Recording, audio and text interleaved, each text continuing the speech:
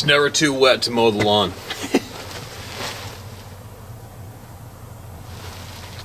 Got both those muddy animals out there chomping away. Having their afternoon snacky time. A little bit of a relief after this pouring rain, and they're both rolling in the mud.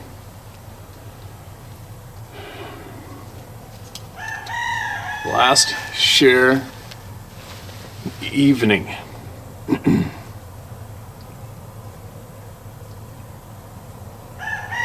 Man, I got a lot to do before I go away. Alright, what's this? Marker's red. Short and sweet is the title of this email. Hey Steve, I've listened to your channel for a couple of years now and felt very compelled to write to you. I've been a lifelong hunter and fisherman in New York State. This summer I heard you read a bunch of emails about witnesses to a Bigfoot creature in that area. One evening while hunting deer, I was 3 mountains back off the main road, close to the Never Sink Reservoir. I was 2 hours into my sit when I heard a loud clacking sound. It sounded like 2 rocks being smashed together. This continued for about 15 minutes, so I got curious and started to stalk to the sound to see what was making it. As I quietly approached, I was terrified to see a large hair-covered ape man smashing a bowling ball-sized rock against some other large rock he was sitting on. He was holding the bowling ball-sized rock with just one hand. I was so horrified I literally ran back to my car without stopping, keeping an eye over my shoulder to make sure I wasn't being followed. After I got into the car, I tried to compose myself. I called my Uncle Spike, who gave me the feeling he really didn't believe me. Spike has spent his life in the woods, so I thought he might understand what I had seen. I avoided going back to that area for a couple of years, but after listening to your channel, I decided I wasn't going to be afraid forever. I've ventured back to there many times now because it's a great deer area, but I haven't seen anything like that or any sign of that again. I talked in great detail about this to Spike, and he finally admitted he has had a few experiences with these creatures through the years, but didn't want to scare me because he knew how much I loved hunting. He actually has some trail cam pics of this creature from years back. Please share this email with as many hunters in the New York State area so they know what's out there. Yes, you can use my name, Brian McWonder. I don't really care what people think, and I know what I saw. I've been investigated by the FBI for other reasons and have no respect for government at all. Thanks again, Steve, for what you do. All right, Brian. Be safe, man, and don't forget, when you keep going back there, you just know that more times than not, it's almost like people are tagged, right? So just keep yourself prepared between your ears for when it's probably going to happen again, all right? So it doesn't screw you up for future outings. And then if you would, possibly remember what I do is I mean, your sixth senses are going to be, your sixth sense, your intuition, whatever anybody wants to refer to it as, it's going to be on fire from here on in, from then on in, every time you go near the woods again, as you know, right? So listen to it. And then that's what I do. You take baby steps. Baby steps, you go back to where the shit went down, you pursue your passions, your interests. But if you feel the pressure and you don't want to go through that again, then you just turn around, you leave, and you come back another day, right? That's what I do. It works for me. Good luck out there, man. Thanks for that share. People are going to appreciate it. More than likely in New York State for sure, as we got people from every single state avidly listening. All right, what do we got here? Here's another one. Please read. Want to know if anybody swap and similar experience. All right. I'm writing this email to trying to remain in control of my own mind. I feel like I'm losing it. I wrote you a while back about an experience I had in my home state of Montana while at a camp doing a flooring job. I believe the experience I had was more than I was expecting to have to deal with. Since that day, I've had what started as dreams that occur in sequence each night. It'll pick up where I left off. I'm superhuman in these dreams, and the funny part is the dreams started from when I had my experience, when I explained about time slowing down and being unable to move or speak. That 30 seconds of slowing time has been hours in retrospect. I can jump from tree to tree or float off a cliff. The footprints of these huge animals leave a dust behind I can see in my dreams, but make no imprint as like I'm one of them and we are weightless. I don't want to wake up. I don't want to wake up reminds me of that movie with the blue people and the Marine in the wheelchair. I go out fishing almost daily and my back has been bothering me a little more each day. I'm 41, I'm usually in great shape, but I feel like I'm falling apart. Like this experience is eating at me like a cancer. But I hear things I wouldn't usually hear. I don't get as cold as I used to. I guess your opinion really did and does mean a lot to me, maybe for no reason other than your lack of judgment. Maybe I'm losing my mind. I've tried to use more punctuation this time, speaking of being judgmental. Just kidding. But seriously, is this something common people experience? I'm not scared of this. It is actually calming mentally, but physically it's eating at me. Should I push this away and fight it or take comfort in it? I've had a few people ask me about my state of mind from official people that would never had cared before, it seems like. I'm okay to die, but I feel like I'm being trained or almost like a phoenix. All I want to do is sleep to know what's next. I want to go back to the camp where this happened, almost like it's calling me, but it's closed this time of year. The Crow people that name the land want me to sing in my sleep even. I am not good at writing, and I feel flustered and confused when I try to write. If you're interested, I would tell you more details, but if it's your opinion I'm just crazy, it's okay to tell me that too. Thanks for listening again. Let me know what your thoughts are, Ryan. Well, first off, Ryan, nobody gets turned away, especially when they're looking for help or any kind of assistance, right? And nobody gets deemed as crazy. Maybe if you recall, and everybody else listening recalls, you remember that story that person sent in about their grandmother years ago being adamant at what she saw, and the family turned her in to a mental health ward, and she ended up being killed by somebody in that same establishment who had extreme mental illness. They killed her, lost her life, because the family wouldn't listen to what she said and deemed her as crazy. That story really made me want to puke. It was a really, really sad feeling I felt when I read that one. So many people are deemed as crazy or losing their mind or nuts just because of what they're experiencing or what they saw. And hopefully we're helping put an end to that too, right? So, Ryan, nobody here is judging you, thinking you're going crazy. Sharing that what you just shared may turn out to be very, very important to many people that you just shared that. You never know until we start reading the comments below, or I get similar emails from somebody with great relief because they've got the exact same experiences you're having right now. You never know, right?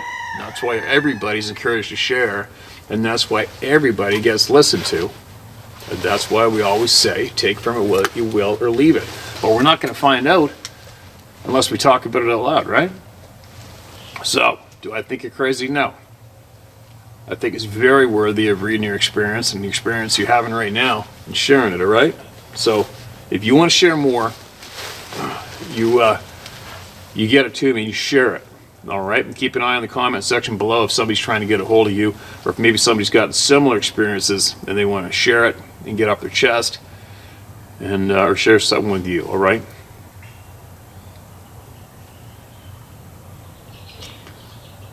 All right, what do we got here? Mark, this is red. Additional encounter not visible, a re-evaluation of event. Dear Steve, I'm sending an additional experience that rocked me, and now I am re-evaluating the event. This shook me hard. Michelle Bloker here, 66 years young, retired, LE, etc. Please share if it'll help someone. I live in Northeast Oregon. I've been an avid outdoors person most of my adult life. I've been camping, hiking, and fishing solo with my dog for years. I've seen so much in life that fear doesn't have a space in my world. That is until 2 years ago. I am a ham radio operator and participate in both winter and summer field day. A few of us went to Rabbit Bench to camp and operate during summer field day, July 27th, 28th, 2019. The location is approximately 3,600 feet in elevation and off Highway 3, about 2 miles to the east. a beautiful bench on the breaks of Davis Creek. Dimming wildflowers, buckwheat, camas, and many other edible plants flourish here. Ponderosa pine, white and red fir, 50 feet tall. The edge of the 190-degree east-facing bench falls steep to forest, Davis Creek, and National Forest land. It is also a part of the trail that the Nimiipuu Nez Perce took fleeing the extermination effort of the U.S. militia. I've camped solo here many times with my dog Blue, 109-pound flat coat retriever. However, this night was terrorizing. When my friends and I finished making radio contacts, I went to my campsite about 300 to 400 feet from my pals. They slept in their small campers and pickups. My tent, near the edge of the bench, had surrounded by trees. Blue and I went to sleep about 8 p.m. in our 10-foot tent. My pickup parked about 5 feet away to the north. At about 1 a.m., I woke to the haunting call of a great horned owl. The owl was in one of the trees close. Between the owl's call, I heard what I know as a bereaved elk call, so hollow and beseeching. She was in the forest below me. I then heard the coyotes wailing, barking, and tipping. I made sure Blue was secure on his leash so he did not bolt and run wild. His eyes were as wide as mine, and we were both holding our breath. The sounds radiated up from what I thought was the bottom of the breaks. I continued to listen, air tight in my lungs, sitting up straight. Dog Blue tightened close. Then, coyote yips and growls were seamlessly replaced with wolf growls and gnashing of tearing flesh. The owl continued his call. Then I heard the scream of a cougar 2 times. It was super loud. I pulled Blue tight quickly, unzipped the tent fly, and threw his 109 pounds into the truck. Birkin ran back and grabbed our sleeping bags from our tent. I, Macho Woman, dove into my pickup with bedding, covered Blue and my heads, and locked the truck doors. We stayed still until the first light of day, about 4:30 a.m. I wrestled the tent down, threw it in the pickup, and left for home. I called one of my pals who was sleeping in their small camper. I asked if he or his partner heard anything during the night. He told me he had heard coyotes and the owl. He did not recall the elk or cougar sounds. Steve, this is just not a normal happening. I discussed it with a close friend who used to be my steelhead fishing buddy, an avid hunter and tracker. He would rather be in a wall tent in the woods than in his house. He told me he had never experienced anything like this. My question for the round table is, what do you think? By the way, Blue and I have not camped there again. There are a few other oddities I'll send to you. Also a theory regarding vibration frequency, like what I understand in amateur radio and antenna theory. Share all, some, or none. Just wanted to hand it over to you and the others. Take good care, and your new co-host is awesome, always. Michelle Bloker. All right, Michelle, thanks for that share. I think I don't know if it really makes much of a difference what anybody out here, myself or anybody else thinks. You already know. You and your dog know. And just the fact you're not going back there tells you a lot, right? So if you start arguing with yourself and arguing with your natural reaction to what happened, you're probably going to lose. So I'm guessing that your reaction was correct, because our initial reactions are usually correct, almost always correct, when it comes to fight or flight. Thanks for that share again, all right? I'm sure somebody might have something to say in the comment section below, so keep an eye on it. All right, what do we got here? Toe to toe, eye color change. Hey Steve, been binge watching for about 3 weeks now. I've had many sightings of Sabe, but only 3 close encounters. Only? This one is my most interesting. I was in a bad place in my life. I just lost everything in a divorce. Started drinking pretty heavily, which cost me even more. A dear friend got in my face and said, "Straighten up, you're better than this." Told me to go camping and think things through. He took me out on state land in upstate New York. Made sure I had everything I needed minus alcohol, lol. We kept hearing things each night, but I just figured it was detox. Third night sitting by the fire, I hear something big and real close. Sitting by the fire, I can feel it. A menacing presence. I stand up and start yelling into the woods. You want me to come? You want me to come on? I am here, got nothing left to lose. Along with quite a few obscenities. I knew what was there. I'd seen them before, just not up close. He steps into a clearing opposite side of the fire. Eyes red as hell. I about pissed myself.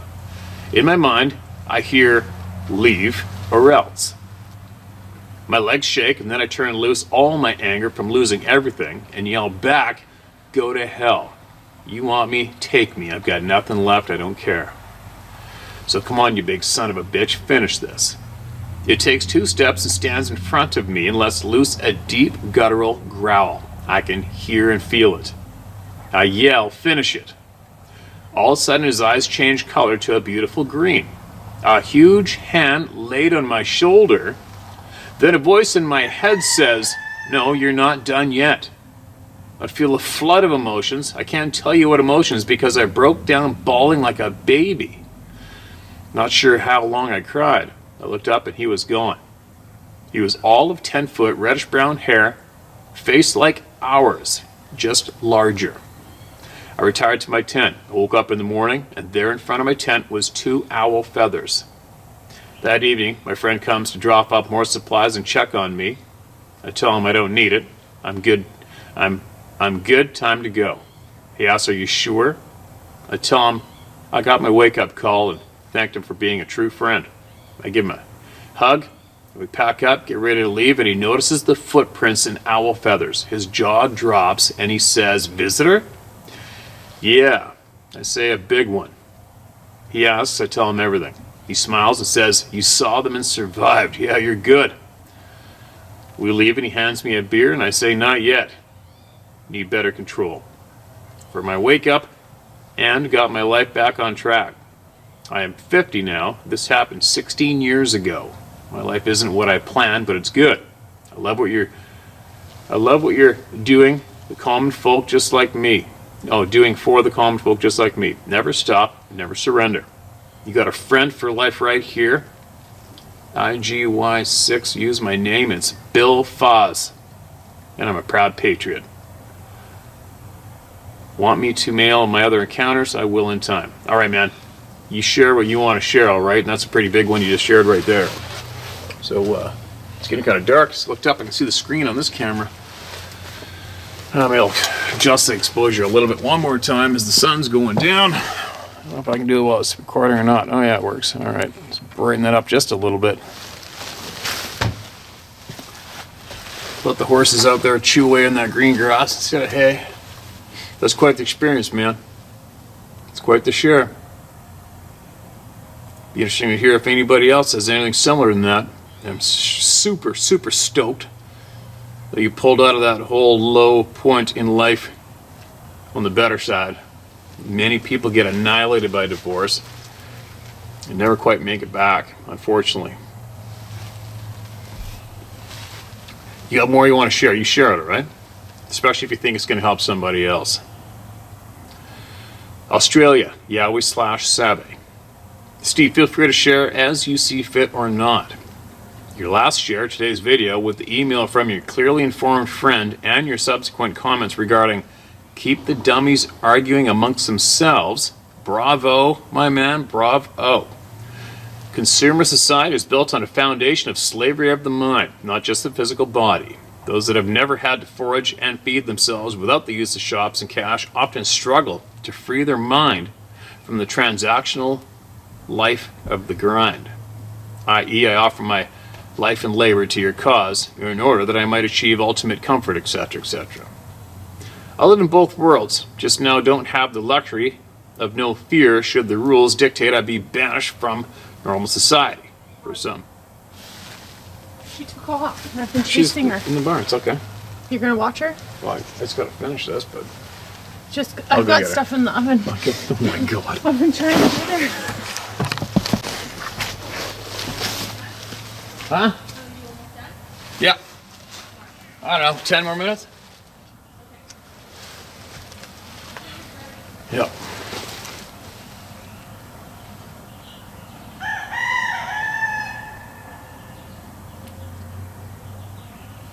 i.e., I offer my life and labor to your cause in order that I might achieve ultimate comfort, etc., etc. I live in both worlds just now, but have the luxury of no fear should the rules dictate I be banished from normal society for some unfashionable political infraction or general disobedience in the face of stupidity, etc. So, fuck 'em, I say.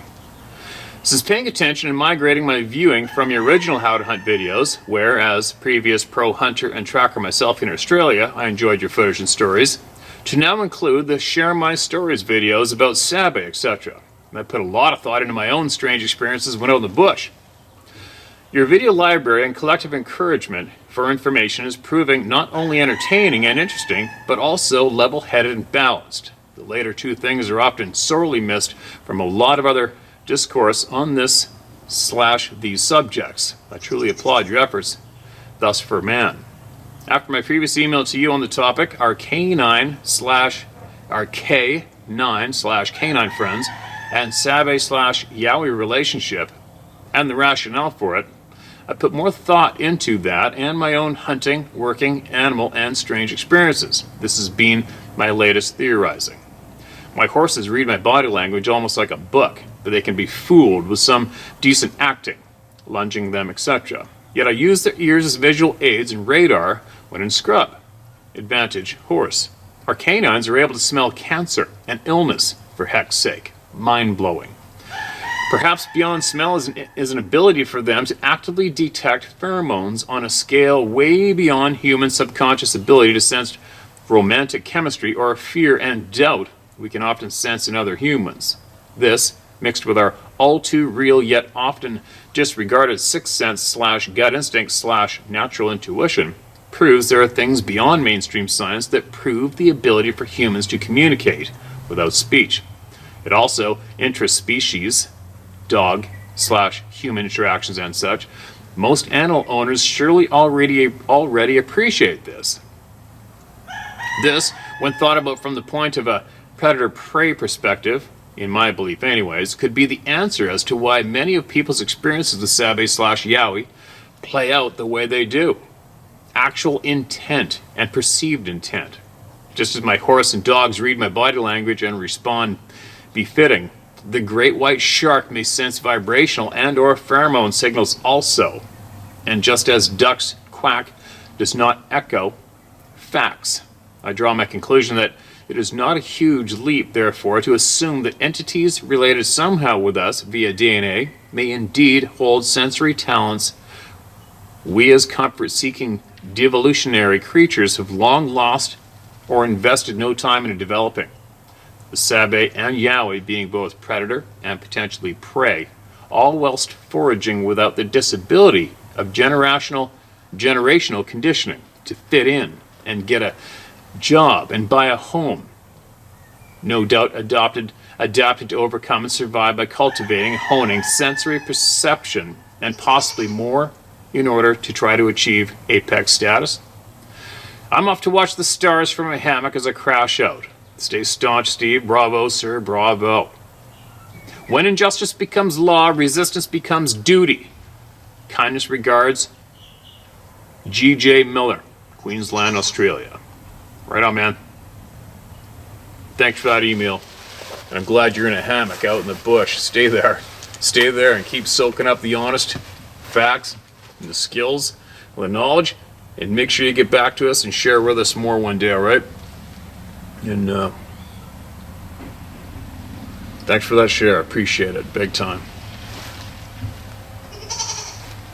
It's getting dark. Got a goat crying at one behind the camera and muddy horses out here that need to come in, but maybe I'll go in and eat my dinner. Let them mow the lawn a little more first.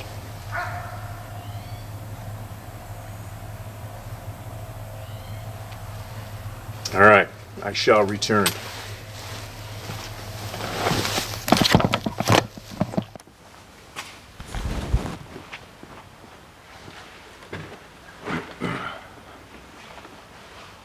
It's raining. Go figure. Raining again. We took double hits of vitamin D this morning. Gotta stay on top of that shit. And then was working late in the shop here, inside here last night, and the lighting, everything's fine. I just haven't had time to get rid of these 4 old ballast lights in the ceiling.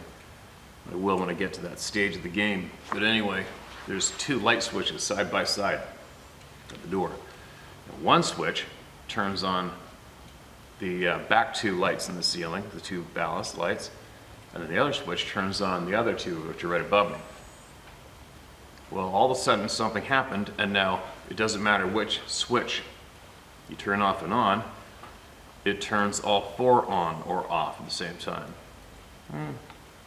So me not being an electrician and all the shit that's in here, it's got me a little bit antsy about that, and now I gotta get an electrician in here to just get these things ripped out, get some proper lighting here, and figure out, we'll just get rid of that weak link. All I know is that's not right. That means the electricity's not right. Something in the switch, I'd imagine. And I don't need to burn this place down. That would make me a little angry. So, and unfortunately I got a lot to do in this shop. I don't have any other lights, so we'll figure it out here shortly. I gotta drink my coffee and wake up with the world, and wake up to some potential information shared. And I got a quick question out there. I know there's a handful of people out there that know what I'm talking about when I make this slight mention. There's some groups of people out there that refer to these beings as the wood people. Meanwhile, the quote, authorities refer to these beings as the last tribe. So if that resonates with you, you know what I'm talking about. Send me an email, all right? And I'll send you more. There'll be more coming shortly, but I'm saying there's a specific handful of people out there, you know what I'm talking about. Send me an email. I'll get to more on that. It's going to be a little confusing for you guys, but I'll hit up on that a little more later on. There's a lot more coming. So what do we got? Let's hear from the people. Memories from the Northeast Texas. Hi Steve, been watching and listening to your videos for quite a while now. Starting with the hunting videos, then moving to the facts. Appreciate your format and your matter-of-fact way of viewing the subject. My name is Dottie. I'm 65 and I live in the sticks in Northeast Texas. If you draw a straight line down the Oklahoma-Arkansas border and across from the Arkansas-Louisiana border, they would cross pretty much on top of me in the Sulphur River bottoms area. As you probably know, there have been too many sightings here to count over the years, and as normally goes along with it, we have our share of UFO sightings here as well. In fact, I've seen the same UFO twice, years apart. That is off subject. Yes, I'm a redneck and very proud of that heritage, but I'm also a college-educated professional business analyst, so I deal with the facts as well. So, to my story. Since I was 18 in 1975, I've always joked that I had a Bigfoot encounter, but I never realized until I started listening to your viewers, the members of the round table, that I've been having encounters for most of my childhood. In my 1975 encounter, I was with my fiance one late summer night, doing what young people in love in the sticks do most Friday nights. We had turned off the farm to Market Road onto a blacktop road that led to a dirt road, and then we went through a gate into a cow pasture to discuss our upcoming wedding. It was a warm summer night and we had the windows down to catch a breeze. In the middle of our discussion, in the back seat of his car, I heard something circling the car. I got his attention and he said it was just the cows walking around. Then he sat up and said, "That's not a cow." Now we have had that very rare black bear come down out of the Ozarks, and cougars and large black cats been seen occasionally. So what I was hearing was not walking on 4 feet. We jumped up, put ourselves together, and jumped in the front seat. My fiance threw the car into drive, spun out a little in the wet grass, and headed for the gate we came through to get to the pasture. I tried to tell him to just drive through the barbed wire gate, but instead on opening it, and told me to drive through. Sorry, I'm not awake yet. Be it he insisted on opening it and told me to drive through. I did, and as I was watching in the mirror for him to close the gate, I saw something approaching at a high rate of speed. I started screaming for him to get in the car. He looked up and saw what I saw. threw down the gate, and jumped in the car. It came through the gate but stopped at the dirt road, and we never saw it again. What I saw was big and black and covered in hair, not fur, but long stringy hair. I saw a silhouette in the moonlight and couldn't make any features, but the silhouette was head and shoulders above my 5'11" fiance. He took me home, and we did what everyone does. We never talked about it again. Anytime that I would mention it during our 22-year marriage, my now ex-husband would just play it off and say I was simply and literally effed out of my mind that night, and he couldn't be held responsible for what I thought I saw. Everyone would have a good laugh. Eventually I started laughing at it too and just told the story as a joke. Now that's too bad. I've always been interested in the subject, but all the shows on TV just reinforced the idea that Bigfoot is a joke. Then I started watching your videos and listening to other encounters, and my childhood memories started coming back. I know this is turning into a long read, and I apologize, but I'm hoping my stories will trigger others' childhood memories and make them rethink a few memories of their own. Number 1, my paternal grandparents lived deeper in the river bottoms than we did, and we would visit them often. Granny would tell us every time we spent the night to not go outside alone. The Booger Man would get you. They had dogs that wouldn't let anyone come in the yard unless Granny told the dogs to stay.